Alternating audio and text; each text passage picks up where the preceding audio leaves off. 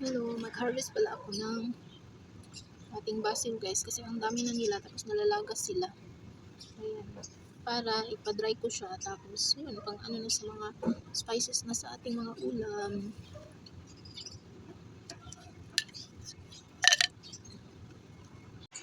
Nagluto pala ako ngayon guys ng tofu. Ito ay may tofu, tapos mayroon tayong alugbati at saka iba pang mga halo sa ating lulutuin. May kamatis, may onion at saka garlic. Then may okra din tayo at saka yung bitter gourd. Una natin gawin ay atin munang lagyan ng mantika ang ating karahay. Then, ang next natin gawin guys ay lagyan na natin ang ating garlic. Pagkasunod ng garlic, isunod naman natin ang ating onion at saka ang tomato. Ang tomato ko pala dito guys ay half lang siya at saka yung onion tama-tama lang din sa ating lulutuin. So ngayon atin nang lahugayin hanggang sa magiging soft yung natin, mga spices natin. Kasi pag maluto kasi siya ng maayos, mas masarap siya guys. So ngayon takpan natin siya saglit, then after that, open naman natin. So, tingnan nyo ba naman, naluto na siya ang ating mga spices. Ang susunod naman natin na gawin guys ay ilagay na natin ang ating tofu. Ang ginawa ko pala sa tofu guys ay bali kinakrush ko siya guys. Pwede naman yung yung tinatawag nila na miso, pero ito guys ay plain lang ito, wala siyang timpla. So, tayo na magtimpla nito para magiging masarap. So, ito na siya guys. Ito nga pala ay siguro ay mga half lang ito sa aking nabili. Bali, ang nabili ko ay 60 pesos. Tapos, ang kalahati, ayan, inubos ko na guys kasi matagal na ito. Siguro mga 1 week na ito. Nilagay ko lang siya sa chiller para hindi siya masira. Ganyan lang po ang sekreto sa tofu. Kasi pag prituhin mo siya, pwede naman prituhin pero parang mawala yung lasa niya.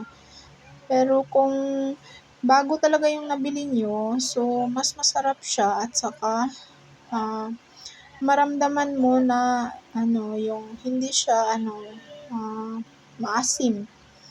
Ayan. So habang guys, atin mo nang lahugayin hanggang sa magka-crush lahat. Ano ba yan sa Tagalog yung crush? Ayan guys, lahugayin na ang lahugayin hanggang sa magiging ayan. Pagkatapos niyan guys ay ilagay naman natin ang ating spices. Ang spices ko pala guys or pampalasa ay nilagyan ko ng asin, cumin, tapos turmeric powder, then ano pa ba yung nilagay ko? Tsaka yung salt. At saka yung annatto powder pala para may kulay-kulay. Pagkatapos nun ay nilagyan ko siya ng tubig, tapos hinalo-halo ko siya guys. Ayan, ito po yun. Ito po yung mixture guys na magdala ng lasa sa ating luto. Ayan.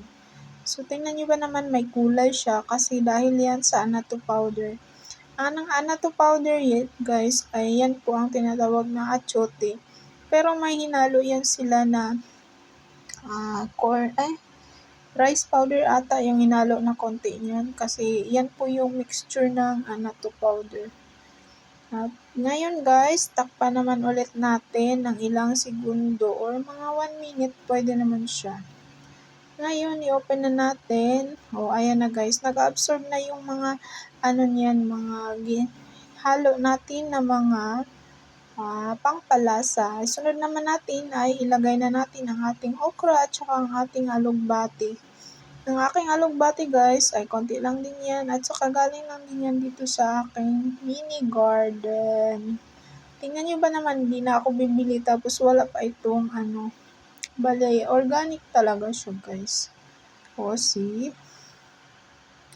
So, ngayon ay ilagay na natin ang ating ampalaya. Ito nga palaya guys ay normalize sa blood sugar. O, diba? O, perfect na ito pang breakfast yung niluto ko guys. Kahit simple pero nakakabusog naman. At saka high protein pa rin kahit vegetarian food.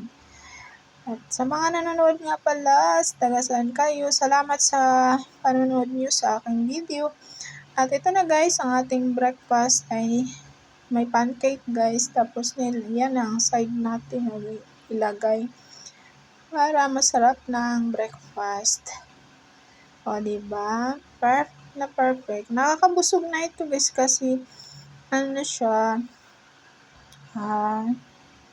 vegetarian at saka may lasa po itong tofu natin. Kasi cook with love po yan. Jar!